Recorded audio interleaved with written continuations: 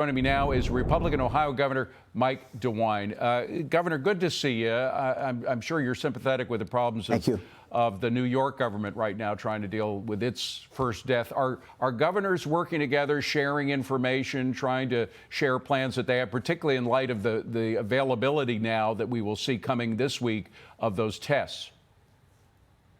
Well, no, absolutely. We are sharing information, and we're working also closely with the Trump administration. In fact, we got a waiver yesterday we're very happy about in regard to we closed our schools, as you reported. Now the concern is how do you get food out to kids? They gave us a specific waiver that allows us to package this food and actually take it out. It's going to be up to the local school district how to do it. But they were very fast within 24 hours, less than that, got that waiver. We also got supplies, notification of supplies coming in. So, look, everybody's in this together. We're sharing information with the federal government. They're sharing with us. We're sharing with our fellow governors. So, you know, we're all in this. We all got the same challenge. And, we do. It's like after 9/11. I mean, we got to come together in this similar way. I'm sorry, but time is short. I just have to ask you one thing about testing that's going to be great is we will get some clear numbers about how many people have been infected. Your Department of Health head, Amy Acton, said this week that in fact 100,000 people are carrying the virus in the state of Ohio. That's an extraordinarily high figure.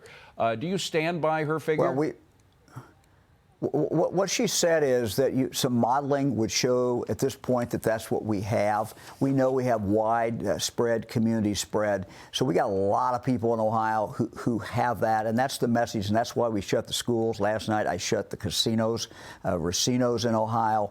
We're talking to people in regard to daycare, and if you can take your child out of daycare, do it. We're telling the daycare people, let's, you know, if there's ways to segment different groups of kids in daycare, that's certainly the way to do it. But you mentioned earlier about voting. We've been voting in Ohio since February 19th. We continue to vote.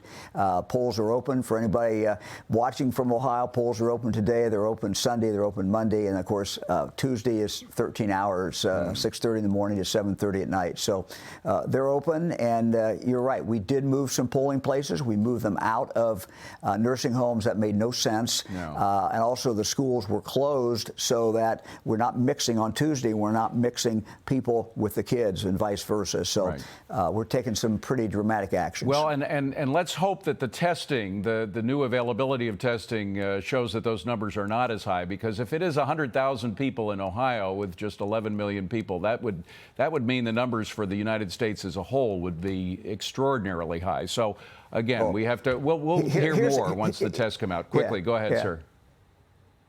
No, I just want to say, I think the key here is, though, experts who have looked at this and modeled this, that without intervention, without us doing those things, we would expect in this country to have 40 to 70% of our population eventually get this. So we're trying to take those numbers down, and that's why we're talking about big numbers, because that's what, unfortunately, we're looking at. Well, Governor, we wish you the very best. You and the people of Ohio, very, very near and dear to our hearts, and we're praying for you. Thank you very much, Governor. Appreciate you being here. Thank you very much. I appreciate it.